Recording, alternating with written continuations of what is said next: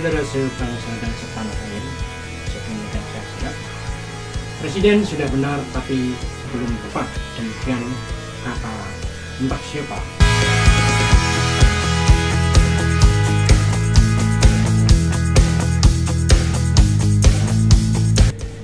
Tapi siapapun dia tidak penting, karena mau tokoh agama, mau tokoh budaya, omongannya menjadi ngawur dalam konteks demokrasi.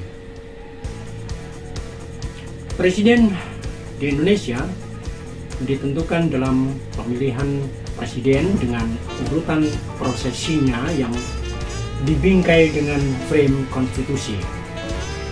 Segala sesuatunya dengan ukuran-ukuran berdasar kesepakatan dengan pergulatan politik yang panjang. Namun, jika demikian, lantas hasilnya semua itu tampak dinisbikan dengan dua kata yang berbeda makna antara benar dan tepat. Meski hal itu sebenarnya berangkat dari frasa dalam bahasa Jawa, bener nanging ora bener.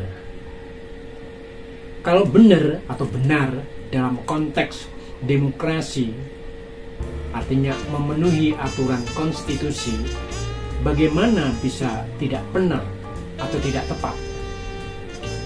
Jika benar menurut konstitusi, benar konstitusional, lantas benar secara apa? Menurut siapa? Tolak ukurnya apa? Dan karena apa? Menurut pemilihnya, karena tidak ada presiden terpilih 100% suara. Ada pihak yang sekian persen lebih sedikit dari sekian persen pemilih pemenang. Tapi bukankah aturan demokrasinya, aturan konstitusionalnya minimal 50% plus 1? Itu pemenangnya.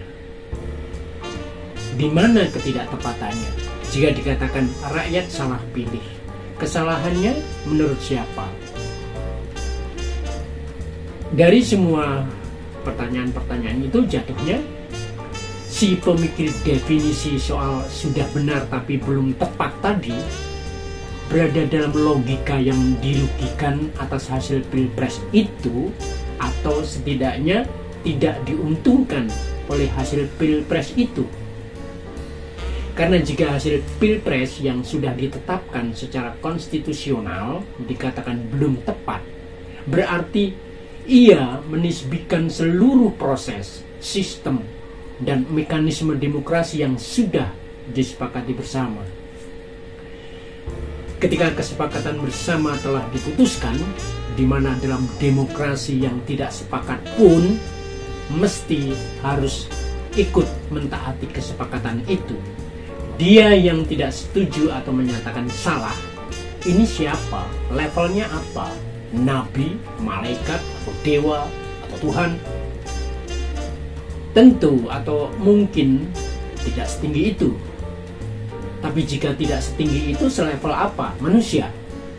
Kalau selevel manusia, manusia seperti apa yang dalam demokrasi menentang kesepakatan bersama?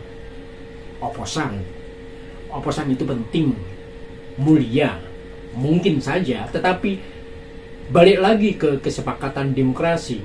Bukankah dalam politik kekuasaan dalilnya yang menang yang berkuasa, dan yang berkuasa tentu yang mengambil keputusan?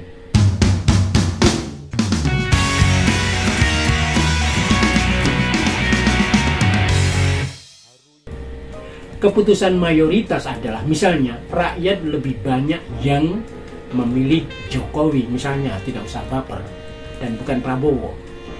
2 kali hal itu terjadi. Kalau Jokowi dinyatakan tidak atau belum tepat atau tidak benar, yang benar dan yang salah dalam hal ini siapa?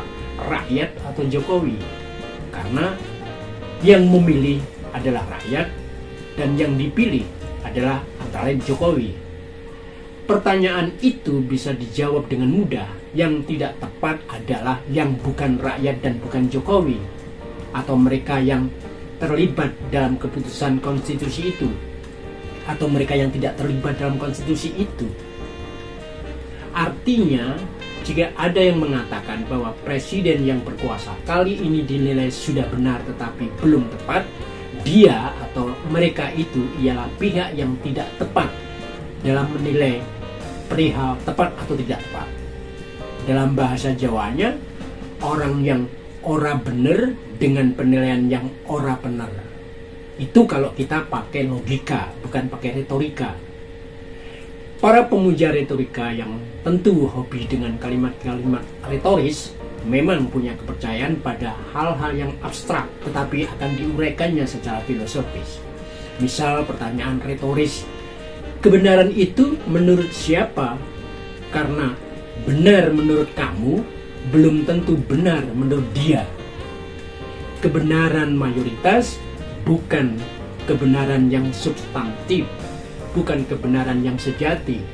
Tetapi lagi-lagi, kebenaran sejati itu menurut siapa?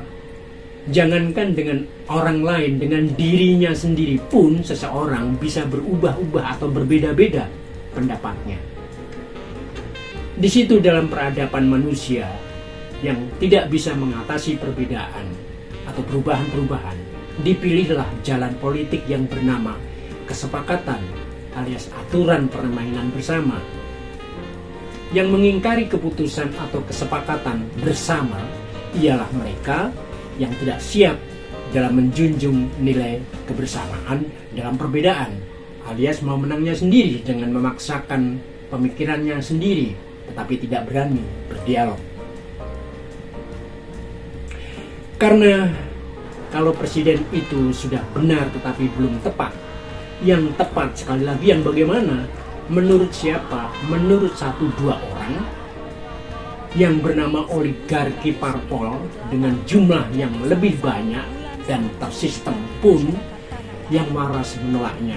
Apalagi tepat atau tidak tepat hanya berdasarkan penilaian 1-2 orang yang menghina akal rakyat yang tidak golput dalam pemilu atau pilpres yang jumlahnya puluhan juta. Mongsok isi kepala puluhan juta orang dibandingkan otak 1 orang.